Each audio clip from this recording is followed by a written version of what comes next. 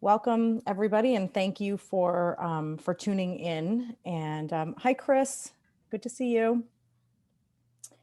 Some of the general announcements I'm going to actually post in the chat. I'm going to post the links to them because it can get a little bit confusing, what we're following everything. So the first thing I'm going to do is just let everybody know Heart of Ellsworth is having its annual meeting next Tuesday.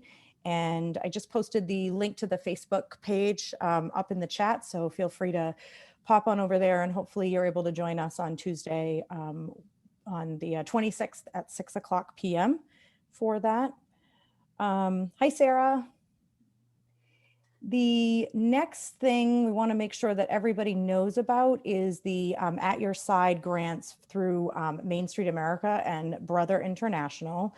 I'm going to post a link to that grant in the chat as well. And if anyone has any questions about it or needs any resources, please do reach out to us.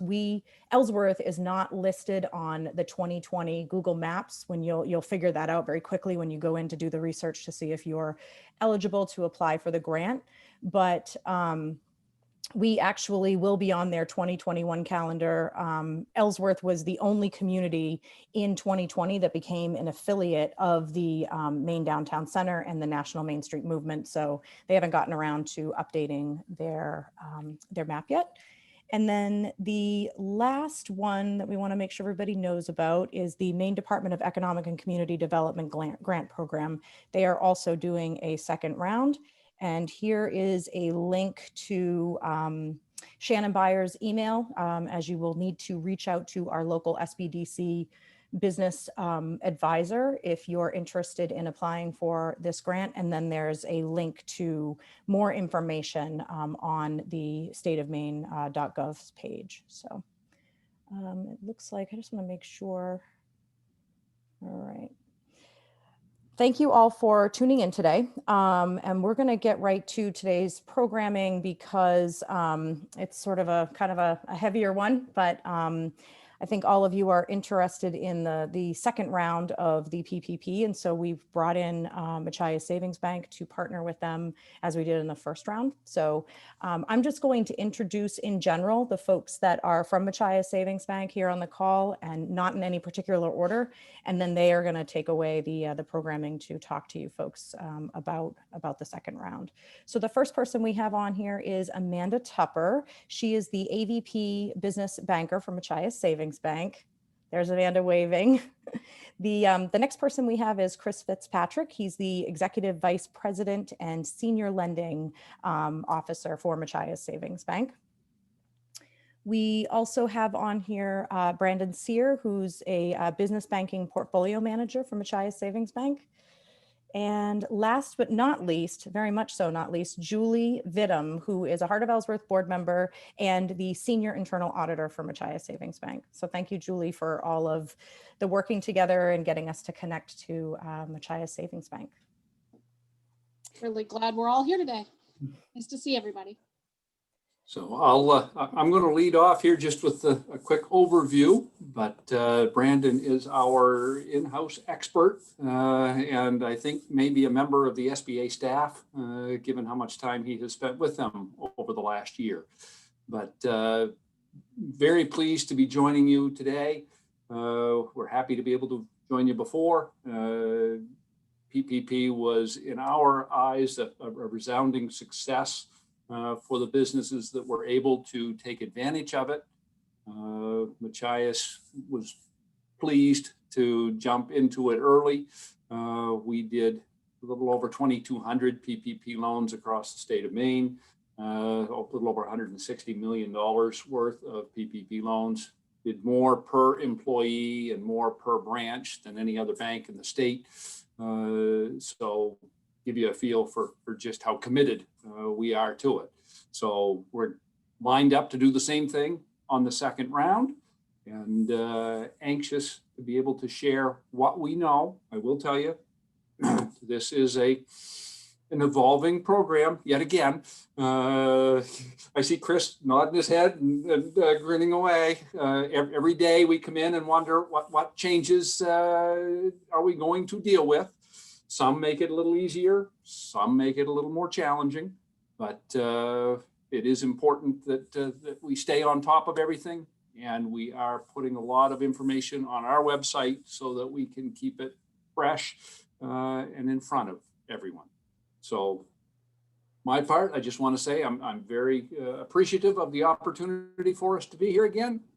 Impressed with how committed the Heart of Ellsworth group is, and I think you've got a great program going. So with that, I'm going to turn it over to Brandon and tell you that if there's anybody that knows the answer to your questions, Brandon's the guy, and if he doesn't know them, he chases them down.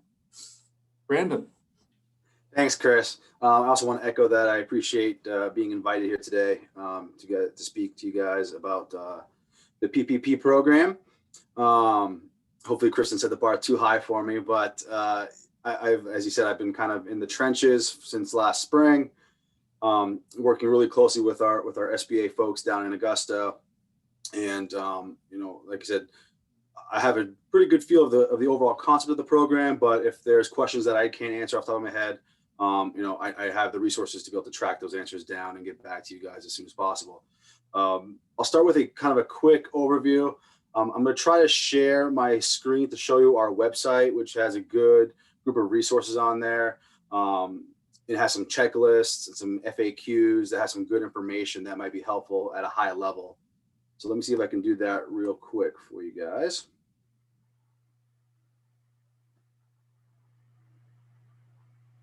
All right, are you guys seeing my second screen up here with the Machias website? Great. So this is our main web page right here.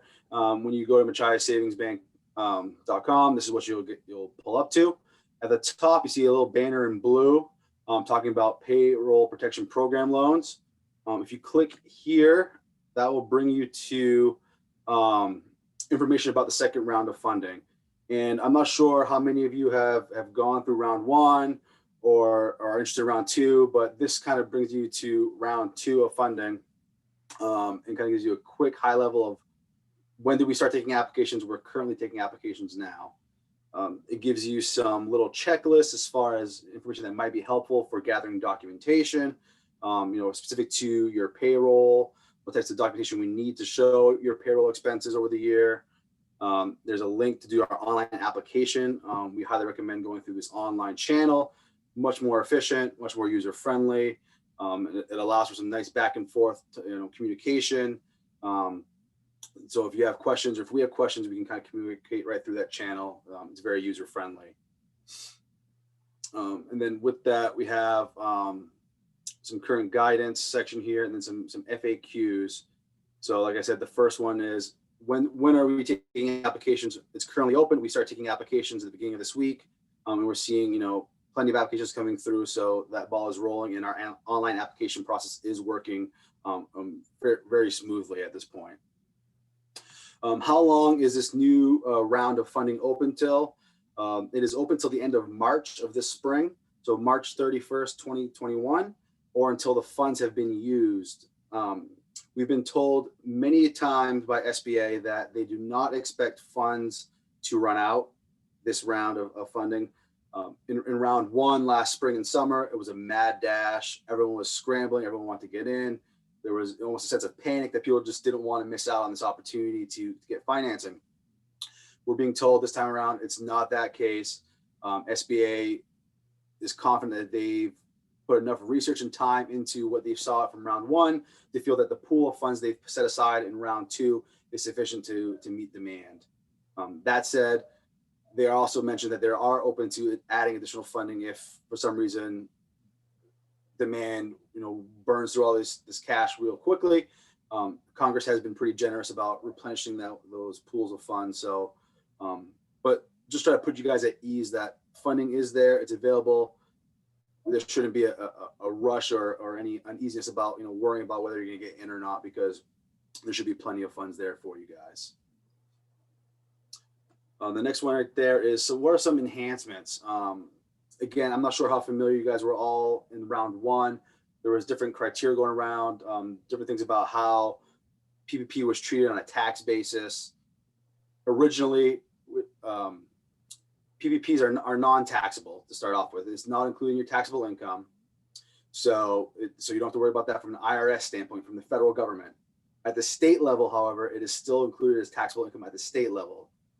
As far as I've read, the Maine Revenue Service has not made any adjustments to their tax coding to exclude PPP forgiveness as taxable income. So keep that in mind. Federally, not taxable. State is taxable. In round one, they pushed out that these eligible expenses paid by PPP were not allowed to be deductible on your taxes. They have since rolled that back. Any forgiven expenses as part of your PPP loan is now tax deductible as you normally would deduct it on your normal tax prep process. So that's a good piece of information that's been new with this new round.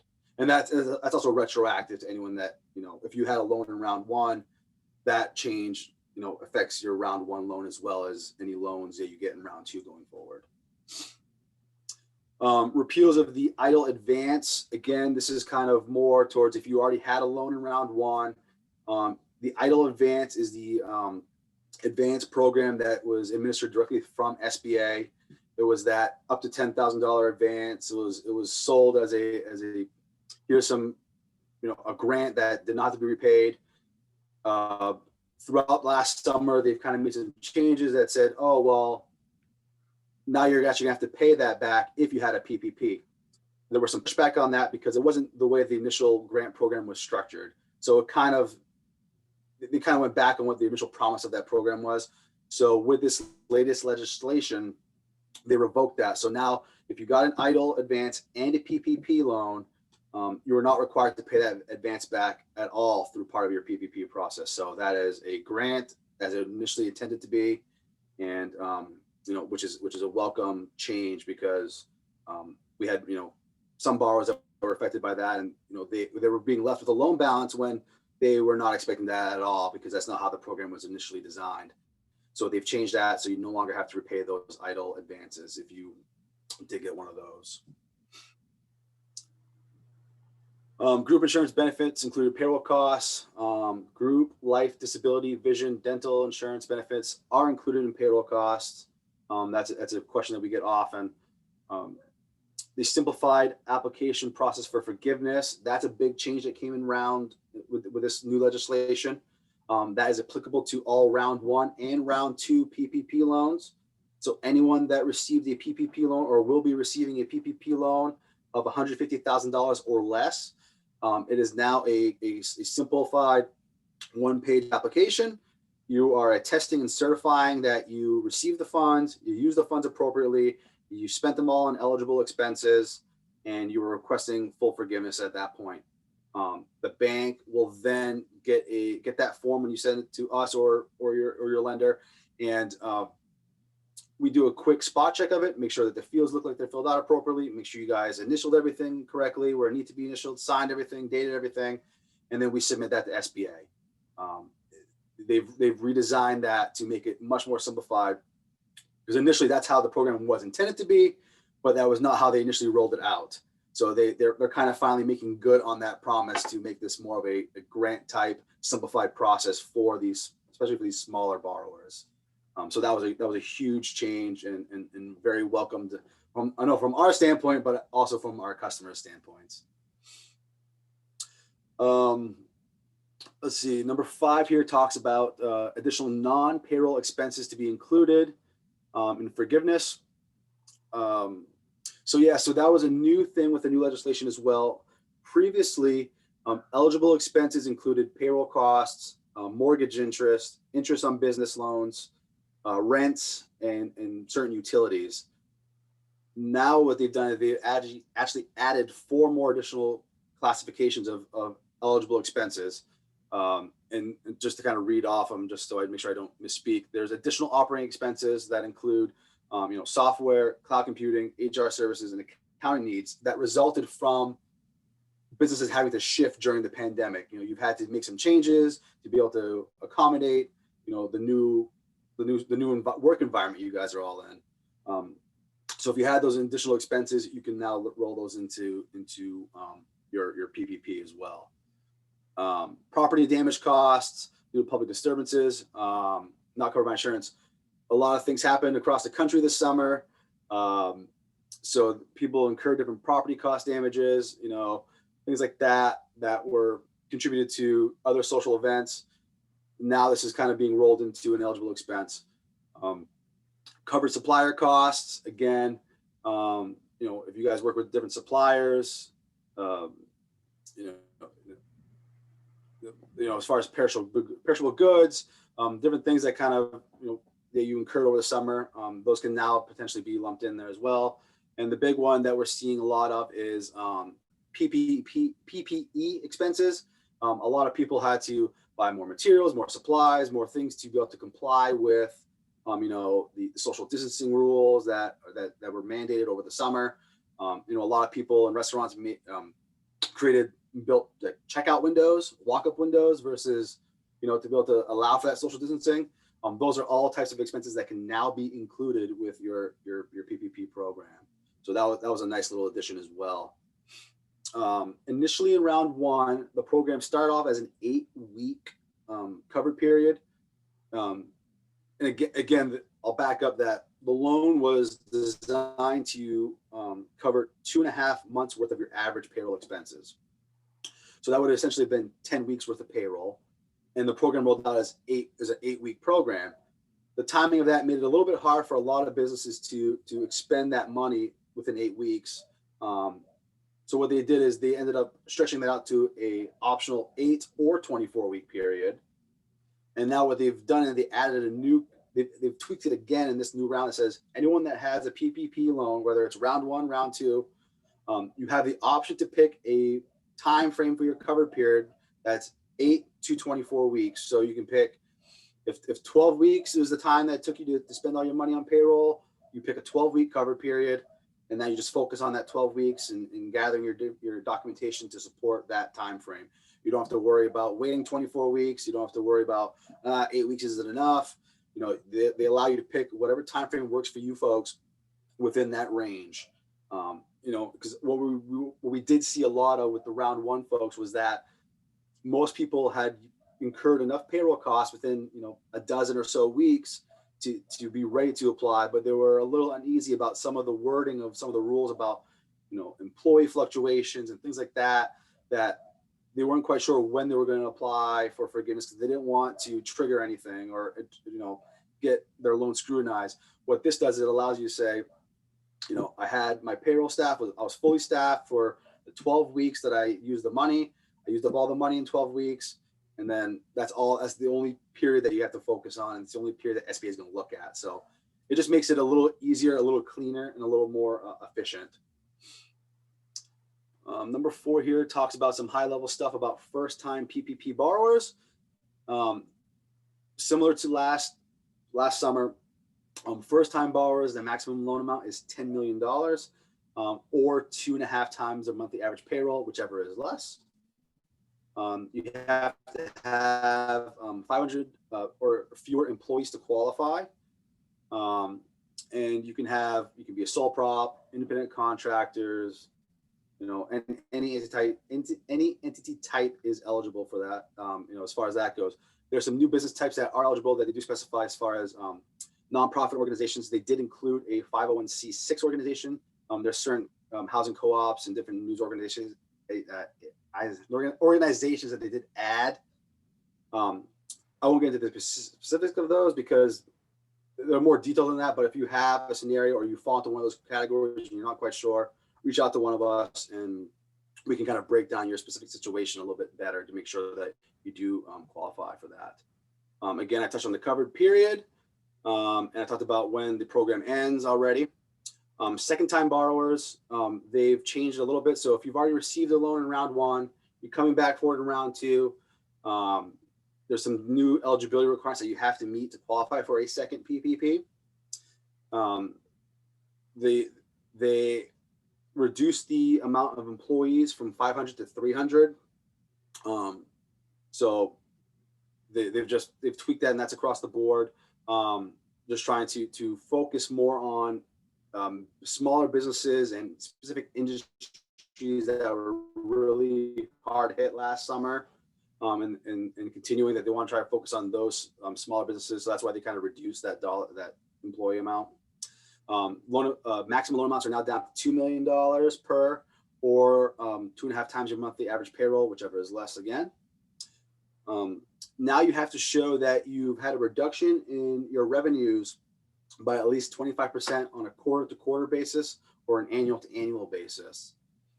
There's a few different ways that can be done, but essentially it's the easiest way to look at it as if 2020 reported a 25% reduction in revenue from 2019, you're eligible.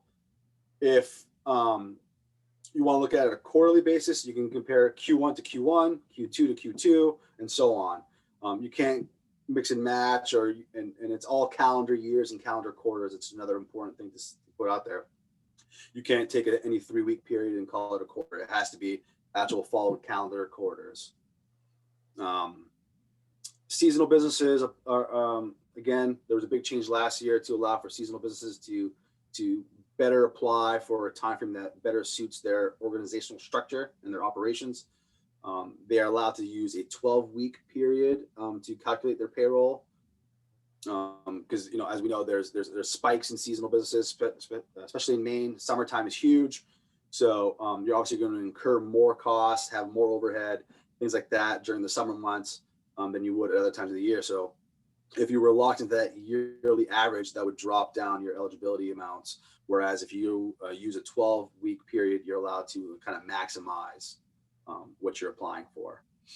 And to build off of that, NACE code 72. So any business that is assigned a NACE code that begins with 72, that's an industry identifier.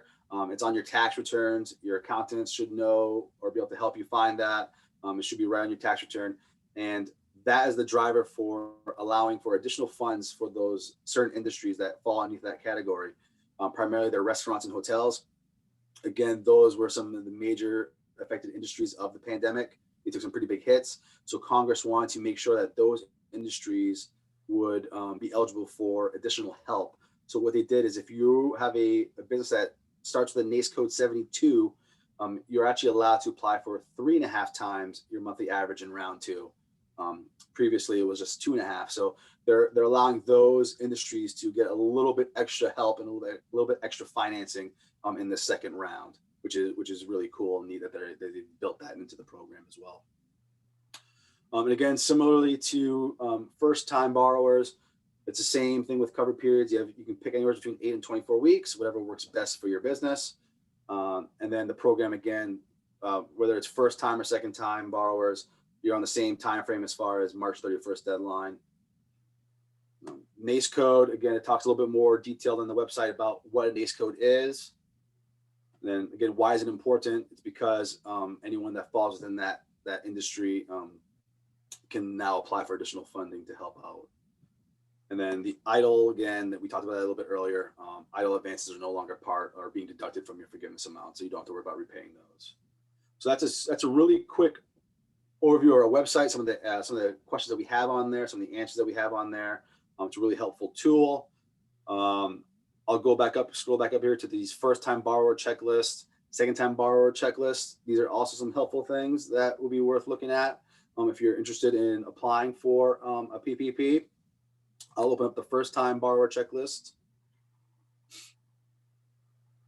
And it might be a little bit hard to see because it's just the way the screen is shaped, but hopefully you guys can see that.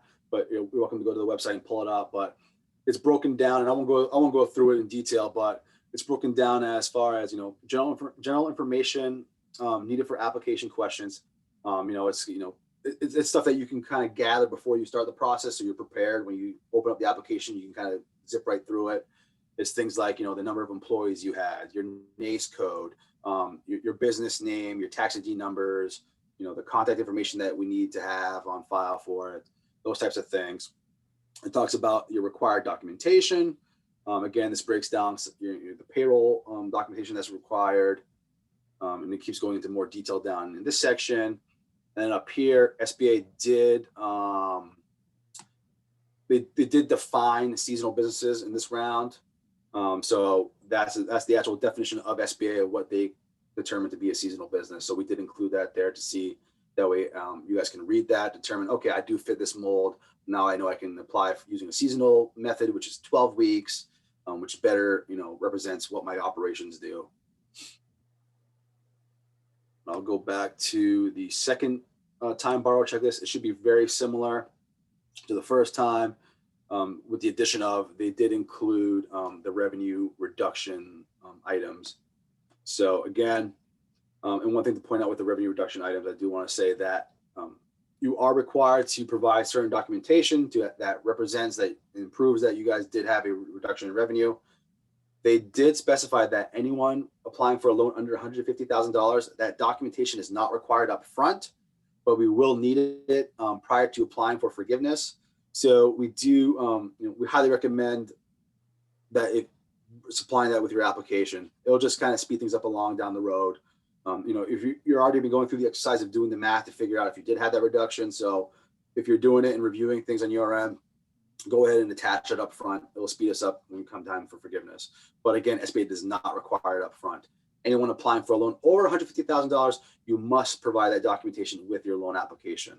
And the bank will be reviewing the math and the numbers and making sure that everything is legitimate and eligible underneath that. So that's a really quick, high level view. I know I bounced around a little bit. I want to kind of keep it pretty quick and just open it up to questions, because I'm sure you guys have tons of questions. And I can try to answer some specifics if you guys have any.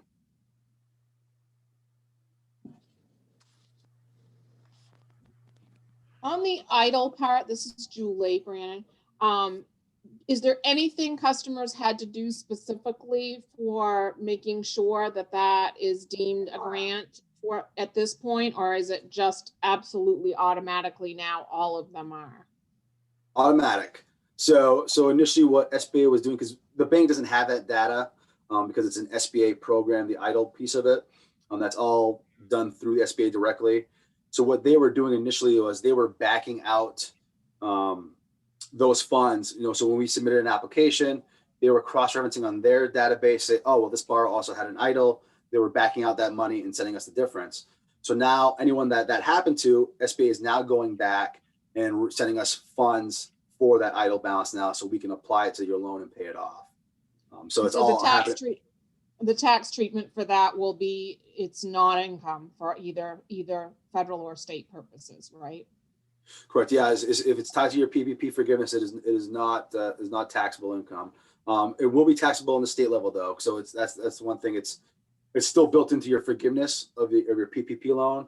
So the state level is still looking at taxing it as taxable income. But again, anything forgiven is not taxable at the federal level.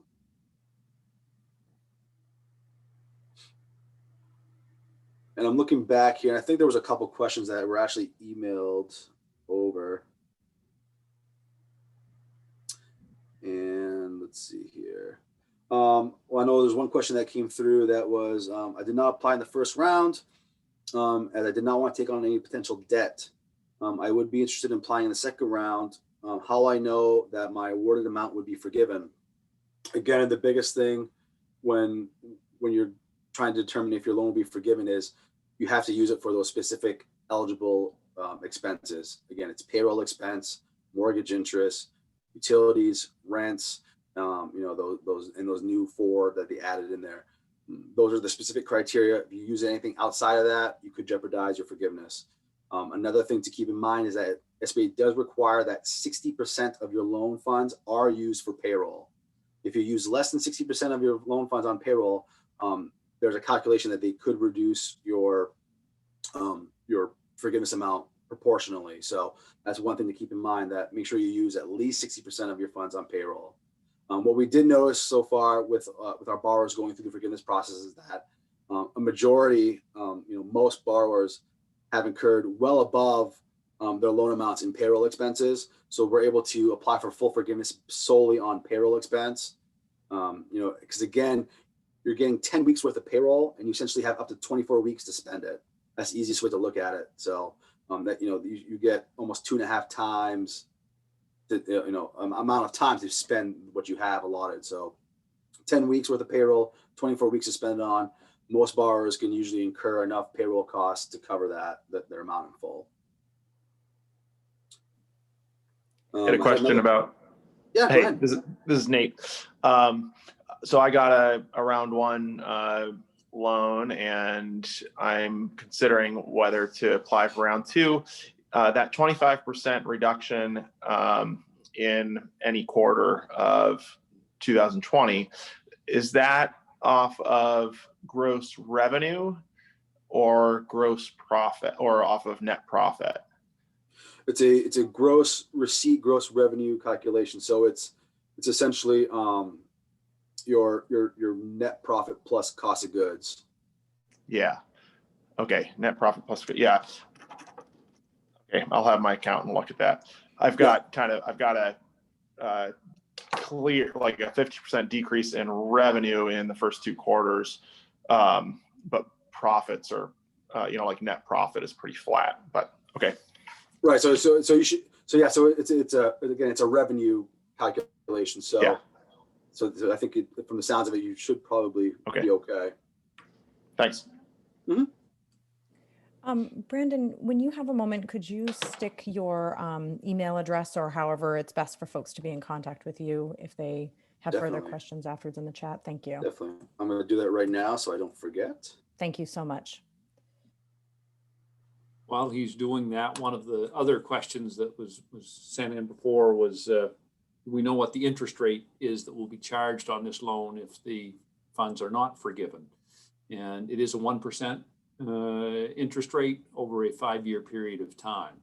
So even worst case scenario, if for some reason you don't expend all of the funds for the intended eligible purposes, the balance will, whatever amount is not forgiven, will just be termed out over a 5-year period of time at a 1% rate of interest. So that alone is pretty attractive.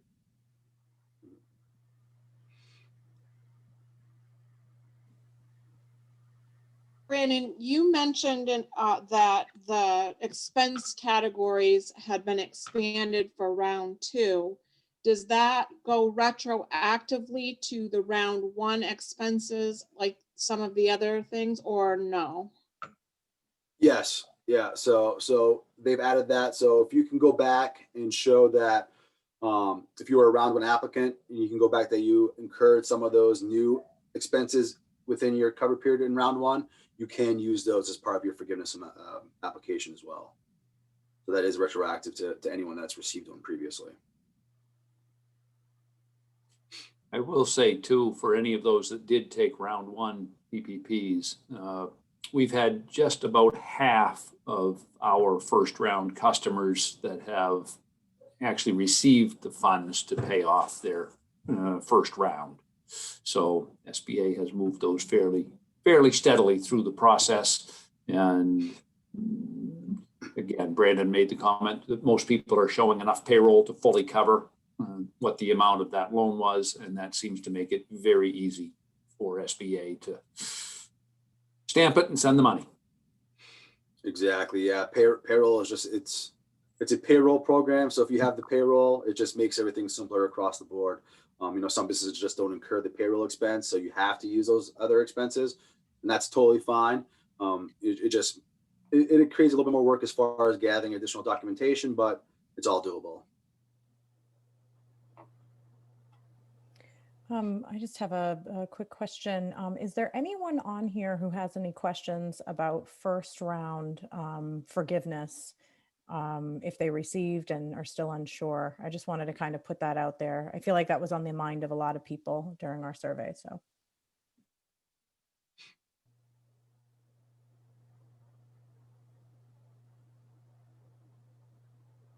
I can kind of build off of that as far as, again, the new, anyone that hasn't gone through the process yet, the new forgiveness app for under $150,000 really simplifies it immensely.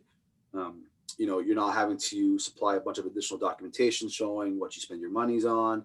You're really attesting to, I got X amount, I used X amount within the rules of the program, please forgive me, essentially is what the application is now saying. So it's been very much simplified.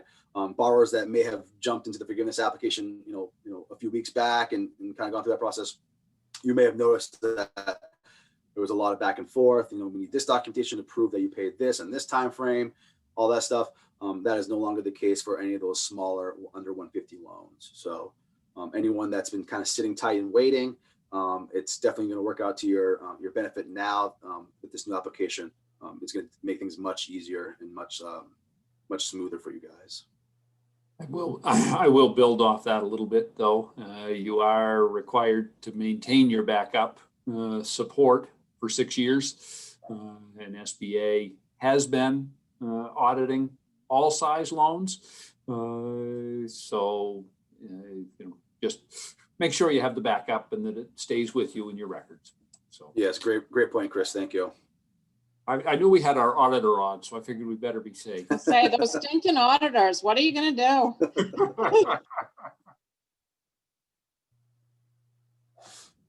do? This is probably something everyone already knows, but I'll just ask it anyway. As far as applying for the forgiveness, can you just describe a little bit, Brandon, what is there a drop dead date? How does that timing work for people? Sure. It's actually a really big window of time. So there's no huge time constraint on it. Every borrower has, you have to apply for forgiveness within 10 months after the end of your covered period. So if you're a brand new applicant, you get your loan, next week, you have up to 24 weeks plus another 10 months to apply for forgiveness. And during that time frame, you're not required to make any sort of payments on the loan. So the loan kind of just sits there. And when you guys are ready to apply for forgiveness, you can apply for forgiveness.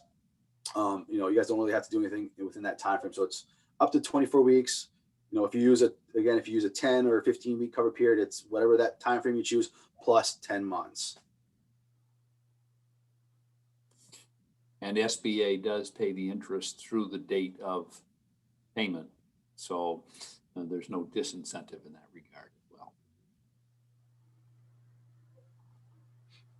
And that holds for round 2 as well, right? Same. Correct. Yep.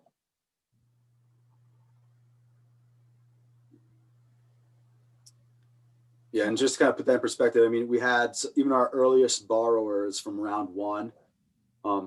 If you do the time frame of 24 weeks plus 10, that would put them out till this coming August to have to apply for forgiveness as a deadline. So it's a really big window of opportunity, or a big window to kind of get your stuff together and figure out when you want to do it, what's best for you guys. I know in round 1, a lot of borrowers were kind of sitting tight to see what the tax implications would be. So a lot of people were trying to stretch that into 2021.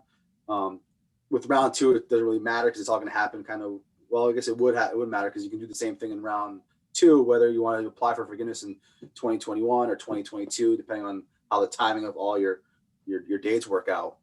We recommend that you chat with your accountant about that as far as what they see is the best option, because again, not taxed federally, but are taxed on the state side.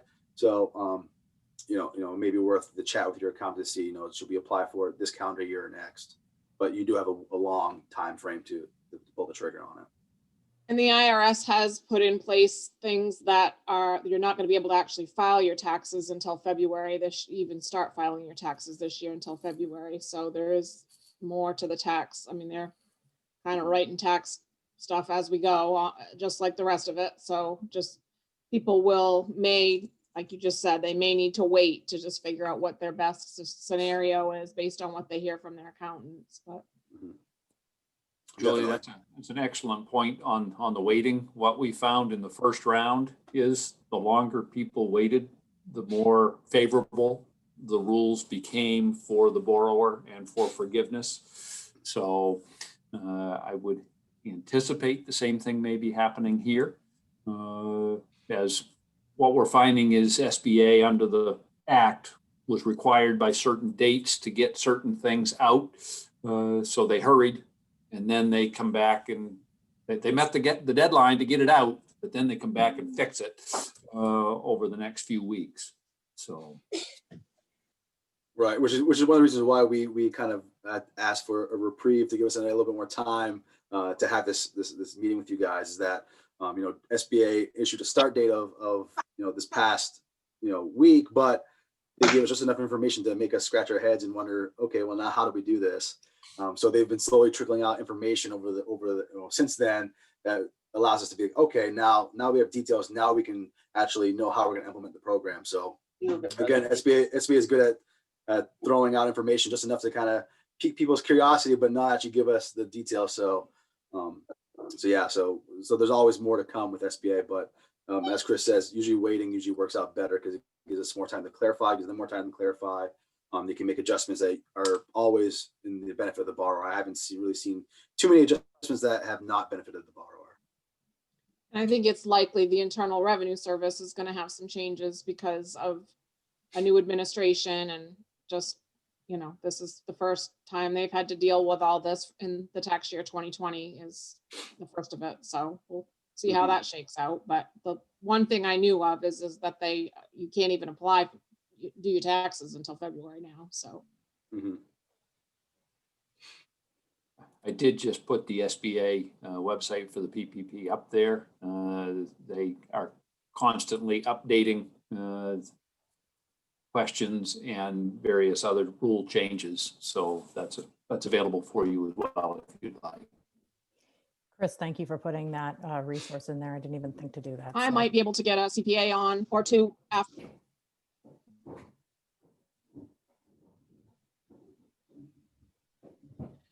I might be able to get as people start to have concerns or questions, not that they would be giving you like true professional advice for your particular scenario, but they would be there to answer some questions that you might have. So we can think about that for another time, guys.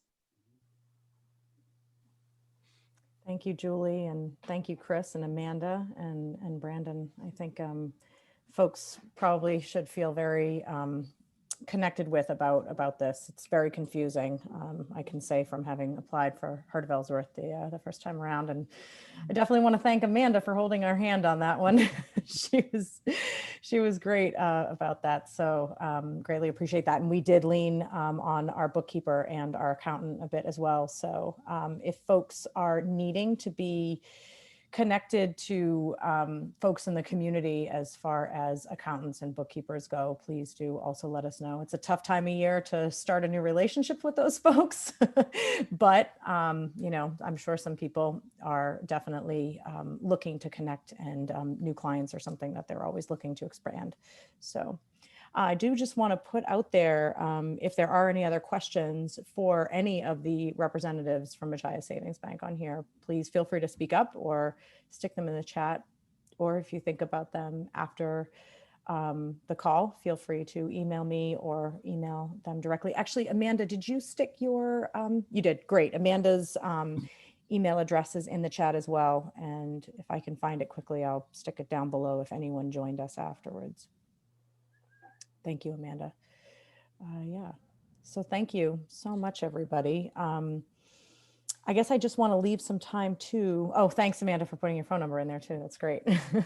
I just wanted to leave some time too for any community announcements or any other, things that are happening in the community that anybody wants to talk about.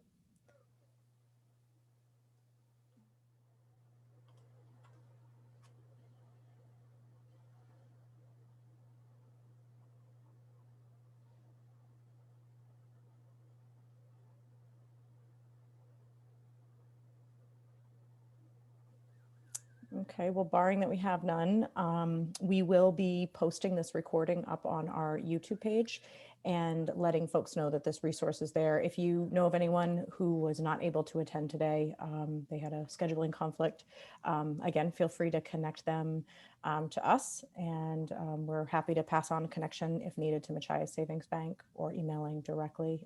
But appreciate all of your time today, and it looks like we can end 15 minutes early unless there's anything else. We thank you very much for the opportunity to join you, and wish everyone success in 2021. And if we can help in any way, Amanda's the go-to. Thank you. Thank you, guys. Thank you, everybody. Nice to see Thank you. everyone. Thank you all. All right. Bye. Bye-bye.